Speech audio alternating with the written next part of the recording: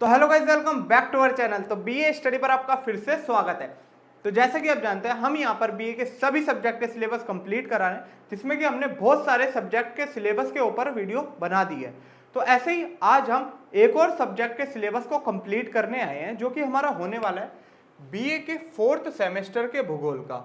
BA के 4th semester के भूगोल का ये होने वाला है, जिसके ऊपर हमने ऑलरेडी 3-4 पार्ट अपलोड कर दिए हैं, जिसमें हमने जाना कि हमारी आर्थिक भूगोल क्या होती है। क्योंकि इस यूनिट में हमको आर्थिक भूगोल ही पढ़नी है, इसका अर्थ जानना है ना, इसके अलग अलग अर्थ बताए हैं अलग अलग साइंटिस्ट ने, तो वो सारी बातें हम पहले भी कर चुके हैं।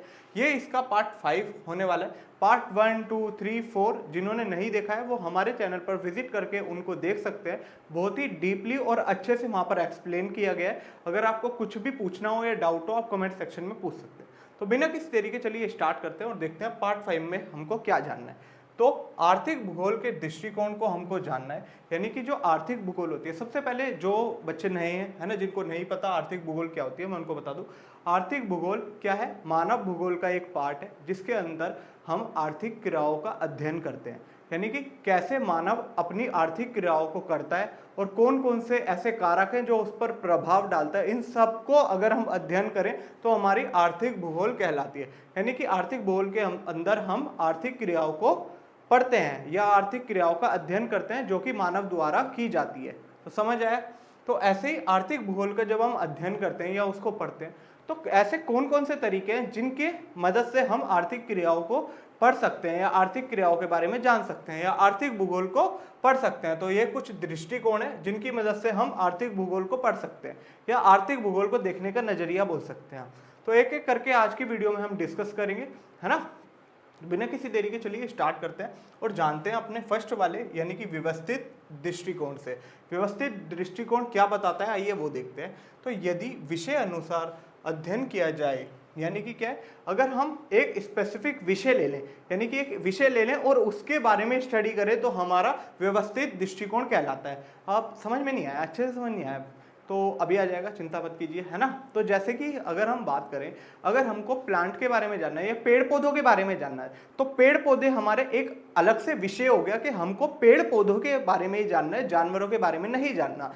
सिर्फ पेड़ पौधे हमने पहले विषय डिसाइड किया, है ना, कि पेड़ पौधे के बारे में जानेंगे। अब पेड़ पौधे हमारा विषय डिसाइड हो गया, अब पेड़ पौधे से जितनी भी जुड़ी हुई आर्थिक क्रियाएं हम उनका अध्ययन करेंगे। तो यानी कि इसमें यही होता है, पहले हम एक विषय को देख लेते हैं कि इस विषय पर हमको बात करनी है या इस विषय से सारी संबंधित क्रियाओं के बारे में हमें जानना है। तो ये हमारी व्यवस्थित दृष्टिकोण बताती है कि पहले अपना विषय चुनो, है ना, फिर उस विषय से संबंधित सारी आर्थिक क्रियाओं का अध्ययन करो। समझ में आया? जैसे कि हमारा संसाधन, प्राकृतिक संसाधन, यानी प्राकृतिक संसाधन से जितने भी संबंधित हमारी आर्थिक क्रिया, हमने पहले विषय ले लिया कि हमें प्राकृतिक संसाधन से संबंधित सारी आर्थिक क्रियाओं को जानना है। तो हमने क्या करा, पहले विषय डिसाइड किया, फिर हमने उसका अध्ययन करना स्टार्ट किया। तो ये हमको ये बताता है कि पहले अपना एक विषय चुनो, फिर उसके बाद उस पर अध्ययन करना स्टार्ट करो। समझ में आया? तो यही तो हमारे व्यवस्था। इसके कुछ एग्जाम्पल देख लेते हैं। जैसे कि वनस्पति, हमने देख लिया कि हमको वनस्पति जानना है, तो वनस्पति से जितने भी संबंधित है उसके बारे में ही हम जानेंगे। जैसे कि प्राकृतिक संसाधन डिसाइड कर लिया, औद्योगिक उत्पाद यानी इंडस्ट्री से रिलेटेड जितने भी हमारे उत्पाद हो रहे हैं उनके बारे में ही जानना है ना, या औद्योगिक में जितना भी हमारी आर्थिक क्रिया हो रही है उनके बारे में ही जानना है। तो पहले एक विषय चुन लिया, फिर उसके बारे में बात कर ली या उसके बारे में अध्ययन कर लिया। तो ऐसे ही हमारी व्यवस्थित दृष्टिकोण बताती है। समझ में आया? आई होप आपको समझ में आया, है ना। अब देखते हैं सेकंड वाला, क्षेत्रीय दृष्टिकोण। क्षेत्रीय से हमें समझ आ रहा है क्षेत्र, एक क्षेत्र होता है ना। तो वो देखते हैं, पृथ्वी की सतह का भाग क्षेत्र के रूप में जाना जाता है। यानी कि अगर हम पृथ्वी की एक सतह, उसका एक पार्ट ले लें तो वो हमारा क्षेत्र कहलाता है ना। ये तो पता ही है हमको। यदि ये ऐसे क्षेत्रीय के संदर्भ में सजातीय है, यानी कि क्या है इस बात का मतलब, तो इस बात का ये मतलब है कि इसमें हम एक क्षेत्र डिसाइड कर लेते हैं। यानी कि क्या, हम पहले क्षेत्र को चुन लेंगे कि इस क्षेत्र की हमको बात करनी है। जैसे कि अगर हम मान लें कि दिल्ली का है ना, तो दिल्ली का एक हमने क्षेत्र ले लिया।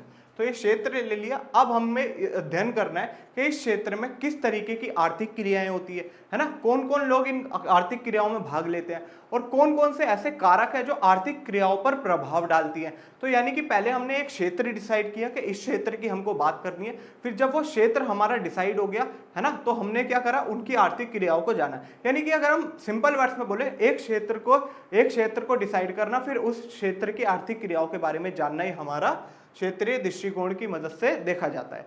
यानी कि क्या बोलते हैं इसमें, जैसे कि हमने बताया अभी, जैसे हम राज्य भी ले सकते हैं कि हमें जानना है कि दिल्ली है, दिल्ली को हमने राज्य देख लिया, एक क्षेत्र है, हमने क्षेत्र डिसाइड कर लिया।